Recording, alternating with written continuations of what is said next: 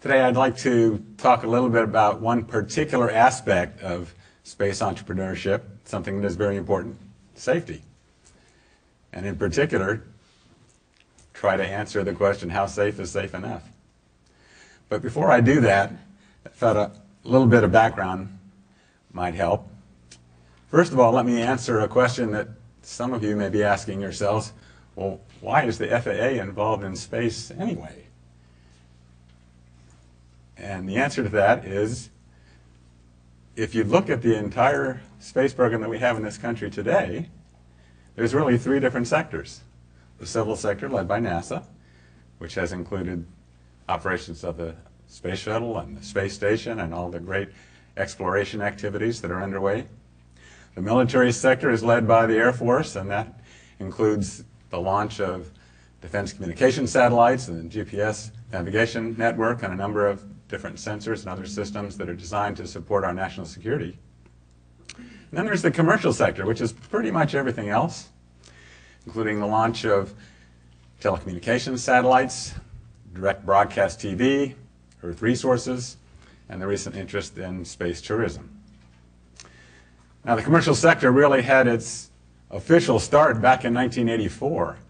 President Reagan issued an executive order, and Congress passed the Commercial Space Launch Act, and that established the Office of Commercial Space Transportation, which was originally a staff office reporting directly to the Secretary of Transportation.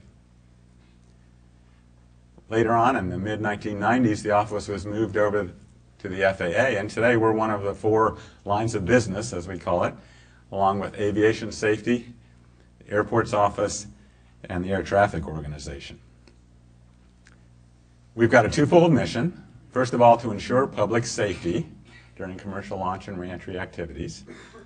And secondly, to encourage, facilitate, and promote commercial space transportation.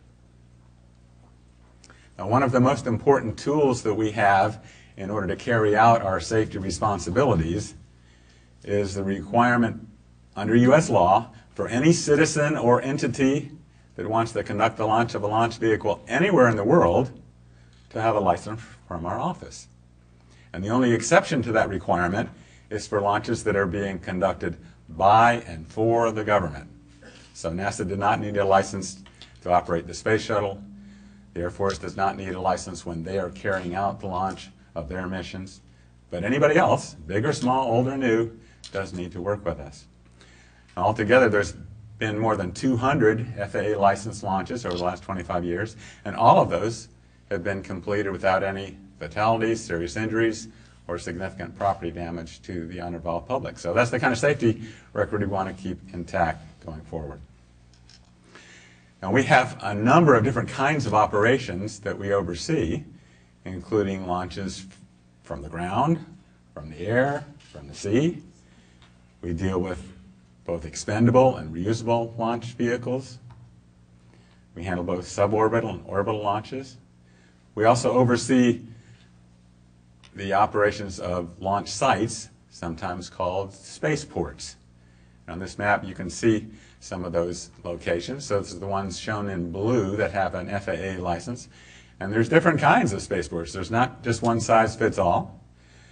4 of them are your typical launch sites with launch pads and gantries, and they're designed to launch expendable rockets out over the water and taking a satellite to orbit. Those include Kodiak Launch Complex in Alaska, California Spaceport by Vandenberg Air Force Base, Spaceport Florida down at Cape Canaveral, and the Mid-Atlantic Regional Spaceport at Wallops.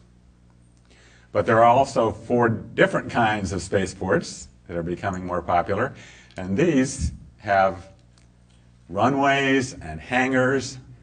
They look more like airports because they're designed to accommodate the vehicles that take off and land horizontally. And examples of that include Mojave Air and Spaceport out in California, Spaceport America in New Mexico, Oklahoma Spaceport, which used to be Clinton Sherman Air Force Base, and Cecil Field in Jacksonville, Florida.